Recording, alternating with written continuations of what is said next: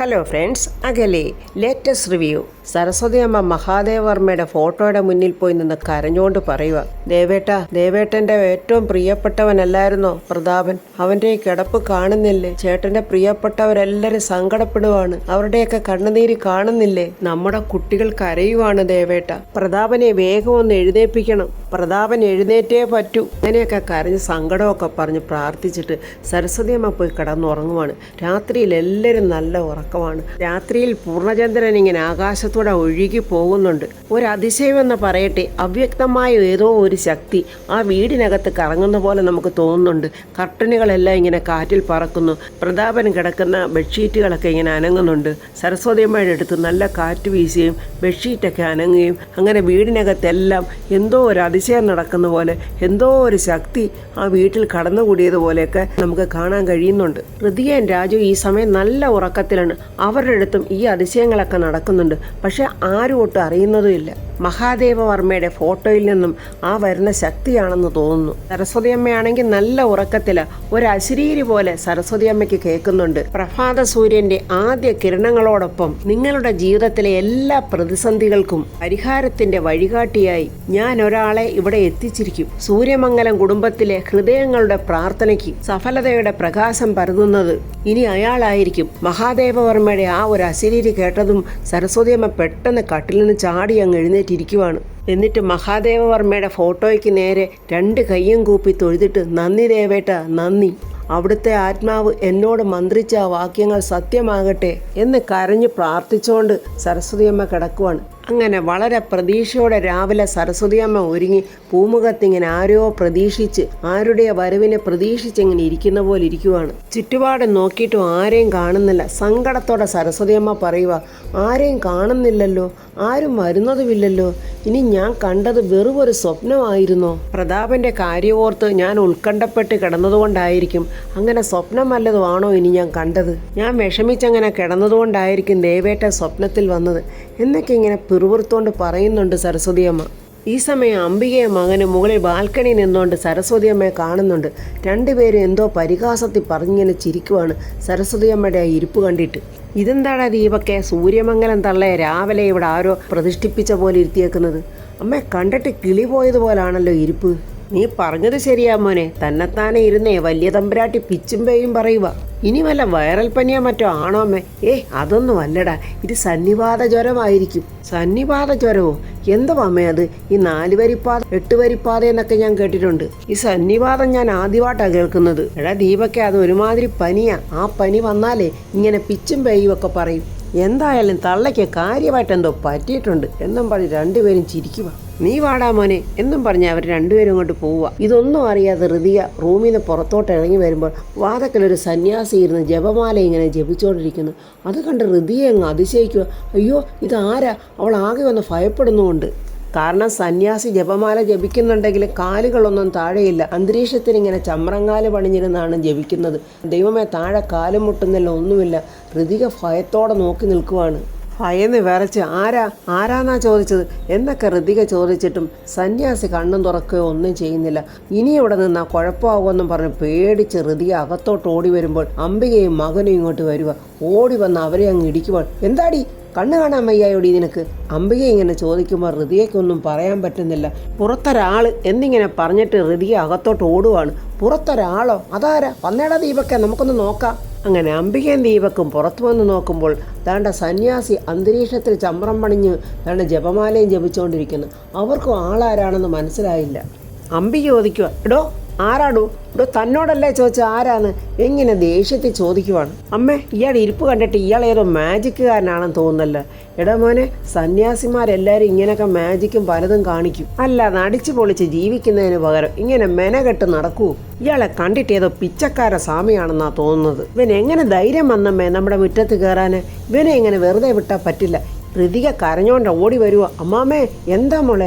അത് ആകെ ഭയന്ന് വിറച്ച് ചെറിയമ്മ ഇങ്ങോട്ടൊന്ന് ഓടിവായോ എന്നൊക്കെ ഇങ്ങനെ ഋതിക പറയാം. എന്താ മോളെ, എന്താ കാര്യം പറ? അവിടെ പുറത്ത് അവിടെ എന്നൊക്കെ ഇങ്ങനെ ഋതിക പറയുമ്പോൾ, മോളെ കാര്യം എന്താന്ന് വെച്ചാൽ നീ പറ. അമ്മാമ്മേ, മുറ്റത്തൊരാള്, ഒരു സന്യാസി. യാമിനി ചോദിക്കുന്ന, സന്യാസിയോ? അതേ ചെറിയമ്മേ, ഈ സന്യാസി എന്ന് പറഞ്ഞാലേ ഒരു ദൈവത്തെ പോലെ ഒരാള്. സരസ്വതി അമ്മയുടെ മുഖത്തൊരു സന്തോഷം തെളിയുന്നുണ്ട്. അപ്പൊ സരസ്വതി അമ്മയ്ക്ക് ഓർമ്മ വരുന്നു മഹാദേവവർമ്മയുടെ അശരീരി വാക്കുകൾ. പ്രഭാത സൂര്യന്റെ കിരണങ്ങൾ പതിയുമ്പോൾ ഞാൻ ഒരാളെ അവിടോട്ട് വിടുവെന്ന്. അപ്പോൾ ഞാൻ കണ്ട സ്വപ്നം വെറുതെയല്ല. സന്തോഷത്തോടെ നിൽക്കുന്ന സരസ്വതി അമ്മയോട് ഹൃതിക ചോദിക്കുന്നു, എന്താ അമ്മേ? മോളെ, ആ വന്നിരിക്കുന്നത് ഈശ്വരനല്ല, ഈശ്വരനെ പോലെയുള്ള ഒരാൾ അയച്ചിരിക്കുന്ന ആളാണ്. അത് ദേവദത്തനാണ്. മോള് വാ, ചെറിയമ്മേ വാ എന്നും പറഞ്ഞ് ഹൃതിക യാമിനിയും കൂട്ടിയിട്ട് അങ്ങോട്ട് വരുവാണ്. അംബികയും മകനും സന്യാസിയെ തന്നെ ഇങ്ങനെ നോക്കി നിൽക്കുമ്പോഴാണ് സരസ്വതി അമ്മയുടെ വരവ്. ദത്തനെ കണ്ടതും സരസ്വതി അമ്മ സന്തോഷത്തോടെ ഇങ്ങനെ നോക്കി നിൽക്കുക. ദീപക്ക് പറയാ, ഇയാളെ ഇങ്ങനെ വെറുതെ വിട്ടുകൂടാ, നല്ല അടി കൊടുത്ത് എഴുന്നേൽപ്പിക്കണം, ഡോ എഴുന്നേക്കടോ എന്നിങ്ങനെ പറയുമ്പോൾ ദത്തൻ ഇങ്ങനെ കണ്ണു തുറക്കുന്നുണ്ട്. ദീപക്ക് ദത്തനെ അടിക്കാനായിട്ട് ഇടോ എന്നും പറഞ്ഞും ഒരു കാലെടുത്ത് മുന്നോട്ട് വെച്ചതും പിന്നെ കാൽ അനങ്ങുന്നില്ല. അവന് കാലെടുക്കാൻ വയ്യാതെ അയ്യോ അമ്മേ എന്നൊക്കെ വിളിച്ചു കൂവുന്നുണ്ട്. സരസ്വതി അമ്മയ്ക്കല്ലാതെ മറ്റാർക്കും അവിടെ എന്താ നടക്കുന്നതെന്ന് മനസ്സിലായില്ല.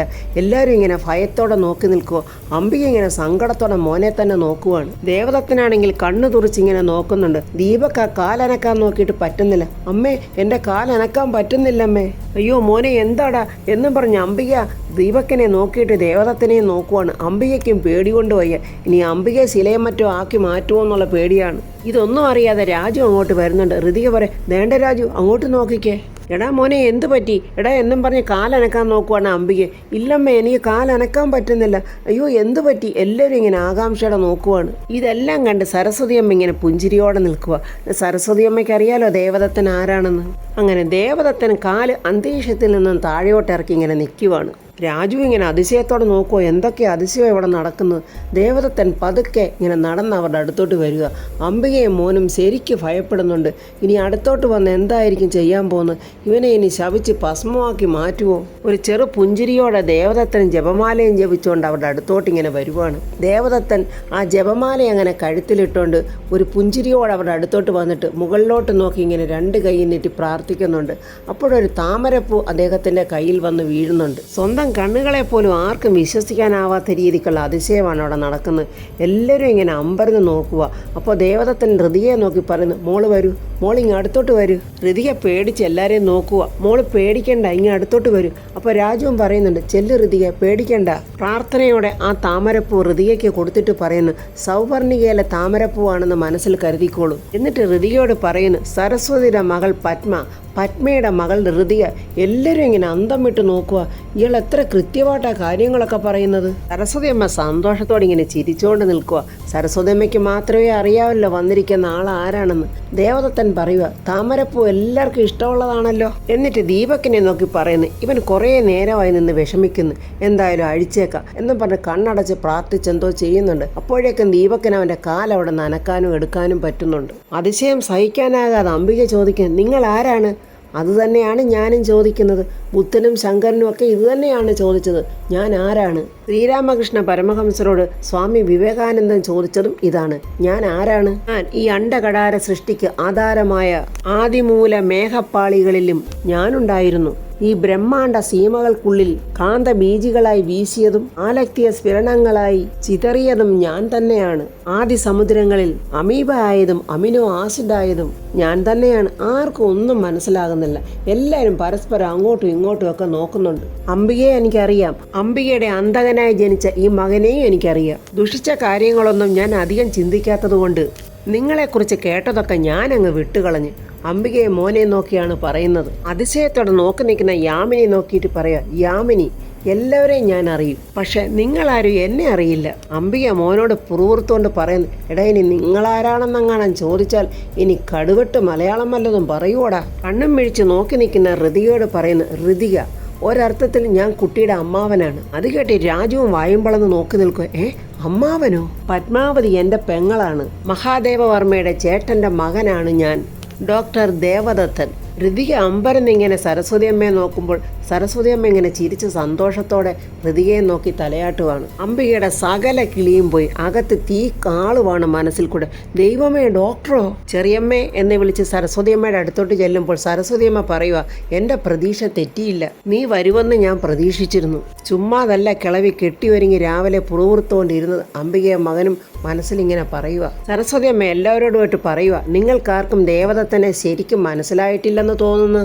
ഇതാണ് ലോകമെമ്പാടും അറിയപ്പെടുന്ന പ്രശസ്തനായ ഡോക്ടർ ദേവദത്തൻ. അംബിക താണ്ട വീണ്ടും ഞെട്ടി. ഇവനെ ശരിക്കും അലോപ്പതി ഡോക്ടറാ. യാമിനിയുടെയും ഹൃദയയുടെയും രാജുവിൻ്റെയൊക്കെ മുഖത്ത് നല്ല സന്തോഷവും പ്രതീക്ഷയും വരുന്നു. ഇതൊന്നും കൂടാതെ ഇവന് കുറേ അധികം ഡോക്ടറേറ്റും ഉണ്ട്.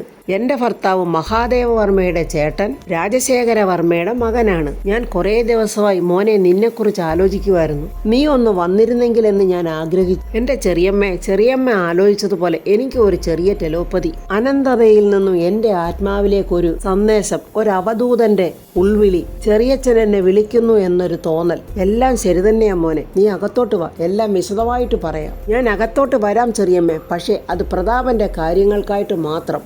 എൻ്റെ താമസം ഈ മുറ്റത്തായിരിക്കും. എടാ മോനെ, അതിന് മഴയോ മഞ്ഞോ വെയിലോ ഒക്കെ കൊള്ളില്ലേ? ഒരു ചെറു പുഞ്ചിരിയോടെ ദത്തം പറയാം. അതൊക്കെ ദൈവം തരുന്ന അമൂല്യമായ ഔഷധങ്ങളല്ലേ ചെറിയമ്മേ. രാജു, ഇങ്ങ് അടുത്തോട്ട് വരൂ. രാജു ദാണ്ട അന്തം വിട്ട് നോക്കി നിൽക്കുന്നു. എൻ്റെ പേരും അറിയാവോ? രാജു അങ്ങനെ അടുത്തോട്ട് വരുമ്പോൾ ദേവദത്തൻ വീണ്ടും കണ്ണടച്ച് പ്രാർത്ഥിക്കുവാണ്. എന്നിട്ട് കയ്യിൽ 2 മോതിരമാണ് കിട്ടുന്നത്. ആ 2 മോതിരവും ഒന്ന് രാജുവിനും ഒന്ന് ഋതികയുടെയും കയ്യിൽ കൊടുത്തിട്ട് പറയുന്നു, ഇത് ധരിച്ചോളൂ, എല്ലായ്പ്പോഴും വേണമെന്നില്ല. എല്ലാവരും ഇങ്ങനെ അന്തിച്ച് നോക്കുക. അംബികയും മകൻ്റെയും കണ്ണ് തള്ളി നോക്കുക. ദൈവമേ, ഇയാളെ എങ്ങാണ് മൊത്തത്തിൽ നമുക്ക് കിട്ടിയിരുന്നെങ്കിൽ സ്വർണവും എന്തൊക്കെ വേണമെങ്കിലും എടുക്കാമായിരുന്നല്ലോ എന്നുള്ള ചിന്തയാണ് അംബികയ്ക്ക്. ദേവദത്തൻ എന്നിട്ട് അംബികയും മകനെയും സൂക്ഷിച്ചു നോക്കുന്നുണ്ട്. ഇവർ 2 പേരും ശത്രുക്കളാണെന്നും അവരിൽ നിന്നുമുള്ള രക്ഷയ്ക്കായിട്ടാണ് ദേവദത്തൻ ഈ മോതിരം ഇവർക്ക് കൊടുത്തതെന്നും അംബികയ്ക്ക് മനസ്സിലായോ എന്നറിയില്ല. അംബിക മകനെയും വിളിച്ച് ദൂരോട്ട് മാറിയെന്ന് പറയാ. എടാ ദീപക്കെ, എനിക്ക് എന്തോ ഒരു വല്ലാത്ത ടെൻഷൻ. എന്താ അമ്മേ? ഇയാളെക്കുറിച്ച് പണ്ട് ഞാൻ ഒത്തിരി കേട്ടിട്ടുണ്ട്. ഭയങ്കര അറിവുള്ളവന്. ഇയാളൊരു ഡോക്ടറാണെന്ന് പറയുന്നത് സത്യവാ. പക്ഷെ വെറും MBBS അല്ല, പലതരം PhDകളാ. ഇംഗ്ലീഷ് മെഡിസിൻ മാത്രമല്ല, ആയുർവേദമൊക്കെ ഇയാൾക്ക് നന്നായിട്ട് അറിയാം. പക്ഷെ ആളൊരു വട്ടന. ഇന്ദ്രജാലവും മായാജാലവും എല്ലാം കൂത്തുപറിയാം. അമ്മേ, ഇയാൾ അമേരിക്കയിലാണെന്ന് പറഞ്ഞ നേരാണോ? അയാൾ അങ്ങനെ ഒരു രാജ്യത്തും അടങ്ങി നിൽക്കുന്ന ആളല്ല മോനെ. അമേരിക്ക, ചൈന, ഓസ്ട്രേലിയ, ജപ്പാൻ, ഇങ്ങനെ പല സ്ഥലങ്ങളിൽ ഇങ്ങനെ മാറിപ്പോയിക്കൊണ്ടേയിരിക്കും. അല്ലമ്മേ, വല്യമാവനെയങ്ങാണ് ഇയാൾ എഴുന്നേൽപ്പിക്കുമെന്നാണ് എൻ്റെ പേടി. അതാടാ മോനെ എൻ്റെയും പേടി. പ്രതാപനെങ്ങാണ് എഴുന്നേറ്റ് വന്ന എൻ്റെ മന്ത്രിക്കസാര തെറിക്കുമെന്ന് മാത്രമല്ല, നമ്മൾ പിന്നെ ഇവിടുന്ന് ഇറങ്ങേണ്ടിയും വരും. അമ്മേ, എന്നാൽ പിന്നെ നമുക്ക് മറ്റൊരു കാര്യം ചെയ്താലോ? അയാൾ രാത്രിയിൽ ഈ മുറ്റത്തും പറമ്പൊക്കെ അല്ലേ കിടന്നുറങ്ങാൻ പോന്നെ. ആ സമയത്ത് അയാളെ അങ്ങ് തട്ടിയാലോ? നീ അങ്ങോട്ട് ചെല്ലടാ. അയാൾ ഹിമാലയത്തിലും മറ്റും പോയി തപസ്സിരുന്ന ആളാണെന്നാണ് പറഞ്ഞു കേൾക്കുന്നത്. അയാൾ വേണമെങ്കിൽ നിന്നെ ഭസ്മമാക്കിയിട്ടെ അയാളുടെ നെറ്റിയിൽ തന്നെ അങ്ങ് പൂശും. അങ്ങനെ ദേവദത്തനും സരസ്വതിയമ്മയും ഋതികയും രാജുവും യാമിനി എല്ലാവരും കൂടെ ചേർന്ന് പ്രതാപൻ്റെ മുറിയിലോട്ട് വരുവാണ്. അവിടെ ഇരിക്കുന്ന പത്മയെ കണ്ട് ദേവദത്തൻ ഇങ്ങനെ നോക്കുക. ദേവദത്തനെ കണ്ടിട്ട് വിശ്വസിക്കാനാവാതെ പത്മ പെട്ടെന്ന് അങ്ങ് ചാടി എഴുന്നേറ്റ് നിൽക്കുവാണ്. ദേവദത്തൻ പത്മയെ ഒന്ന് നോക്കിയിട്ട് പ്രതാപനെ ഇങ്ങനെ സൂക്ഷിച്ചു നോക്കുക. എന്നിട്ട് പ്രതാപൻ്റെ അടുത്തോട്ട് ചെല്ലുന്നുണ്ട്. ദേവദത്തൻ പ്രതാപൻ്റെ കണ്ണുകളിലും നെഞ്ചിലും കൈകാലുകളും എല്ലാം ഇങ്ങനെ പരിശോധിക്കുക. പത്മ ചോദിക്കുക, അമ്മേ ദേവേട്ടൻ എങ്ങനെയാ വന്ന്? മോളെ, നമ്മുടെ പ്രാർത്ഥനയുടെ ഫലം കൊണ്ട് ദൈവം കൊണ്ടുവന്ന് അവനെ ഇവിടെ എത്തിച്ചതാ. ദേവദത്തൻ ഇങ്ങനെ പ്രതാപൻ്റെ ശരീരമൊക്കെ ഇങ്ങനെ പരിശോധിക്കുമ്പോൾ അംബികയും മകനും അവിടെ വന്നിങ്ങനെ നോക്കി നിൽക്കുക. അംബികയും മകനെയും ദേവദത്തന് രൂക്ഷമായിട്ടൊന്ന് നോക്കുന്നുണ്ട്. സകലതും തിരിച്ചറിയാവുന്ന ഒരു ത്രികാല ജ്ഞാനിയാണ് അംബികയും ഞാൻ എന്നിങ്ങനെ ദേവദത്തൻ പറഞ്ഞിട്ട് പുറത്തോട്ട് ഇറങ്ങി വരുവാണ്. അംബികയും മകനും ആകെ ഞെട്ടി വിറച്ച് നിൽക്കുക.